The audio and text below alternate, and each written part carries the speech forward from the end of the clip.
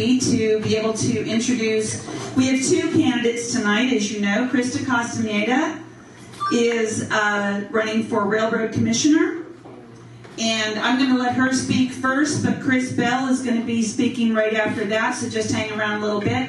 Chrysta is an attorney, has her own practice. She is also an engineer, and she specializes in oil and gas litigation, and lives here in the Dallas area, has her own practice here in the Dallas area, and has graciously decided to take on this very important position of working for the Railroad Commission. And she'll tell you about it, but probably you guys know more than I did. I was really surprised at what an important and big part of Texas that is. So I'm excited to introduce her. Chrysta, you'll come on up.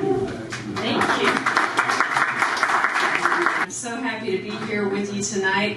It's great to see such a great crowd in the rain and, for the debates. I'm very pleased to be the warm-up act for Chris Bell and for Senate. All right, so I'm Chrysta Castaneda, Chrysta. It's like Christ with a Y and an A, so you're going to remember my name. And I'm running for the Texas Railroad Commission. And the Texas Railroad Commission has not one thing to do with trains.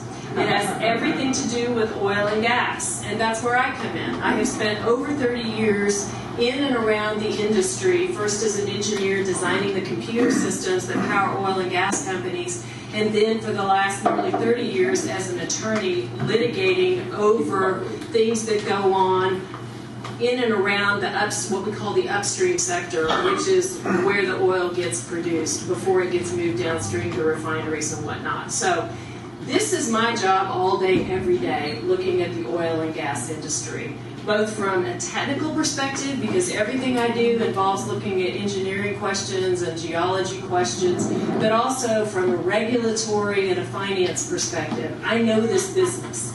And what I know about this business is we can do better. In particular, we can do better for the environment.